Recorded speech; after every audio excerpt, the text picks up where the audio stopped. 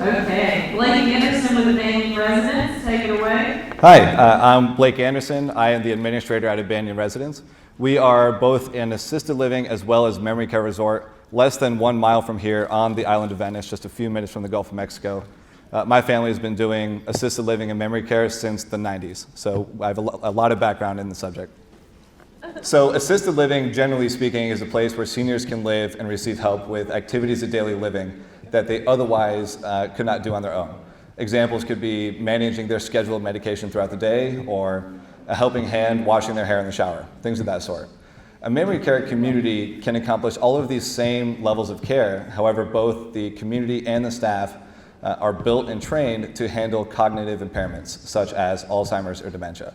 So it starts with the staff, where not just the care-focused staff, but dietary, activities, caregiving as well, are extensively trained and educated in the decline of the cognitive abilities, such as Alzheimer's and dementia.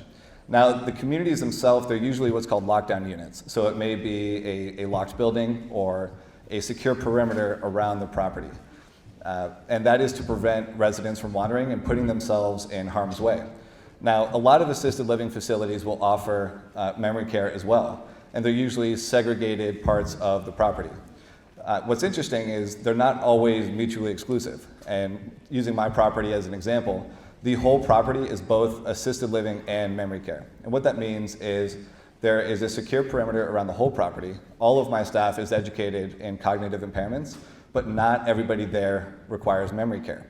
A lot of times folks will move in barely even needing assisted living, but they have the comfort knowing that should they ever experience a cognitive decline and need that memory care, they don't have to move rooms or buildings or properties. They can actually get the care in the original room they moved into because we can provide that memory care across the whole property. I actually don't have a microphone now. Oh, okay. So I'm going to use this one. All right. Okay, so I also want to ask another question, a follow-up question. What type of specific activity programs do you feel in your expertise are essential to have into a memory care community? Sure. So the activity program at a memory care community is a critical piece. And the core of it needs to be a repeatable structure and predictability.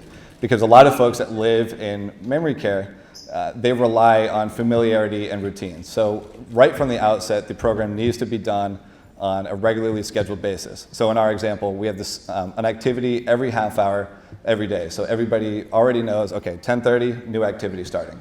Now when it comes to choosing these specific activities, you have to remember that you will have a wide range of mental abilities at the property, and the program has to be able to reach all of those people, but also have the variability to keep people interested, and so they don't become complacent or bored with what's being offered.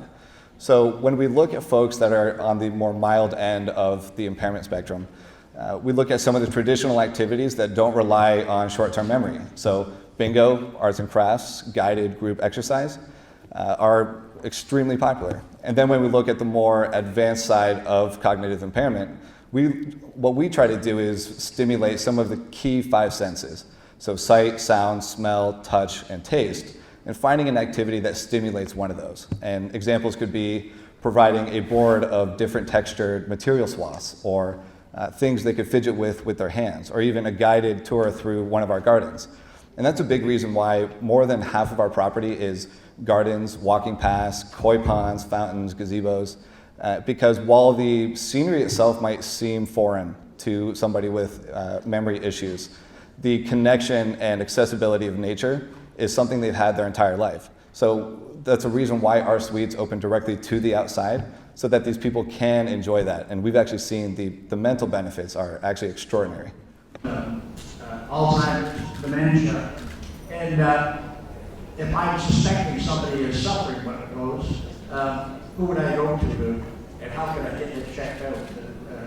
So you just mentioned 3 or 4 of those conditions that you address. So Sure. I'm looking for what's an easy way to take an 88-year-old in and say, hey, get this checked out. Sure. So there are a few ways that you can do that. To get a formal diagnosis, we recommend going to a medical professional that can give you confirmation that it is Alzheimer's or dementia. However, if you don't want to go the route of getting the official diagnosis, you do not need one of those to move into a memory care facility. So if you think memory care could care for some of the ways that they're deficient in their day-to-day life, without going to get the diagnosis, you can come to us and say, he needs a reminder and a cue to come down to breakfast, or he loves this activity. When you're sponsoring it, go get him and encourage him to come and join us. Like, hey, we have arm exercises in the gazebo. Let me help you come down and let me get you set up. So, but if you do want to go through the investigative process and get the formal diagnosis, it'd be through a physician or a neurologist.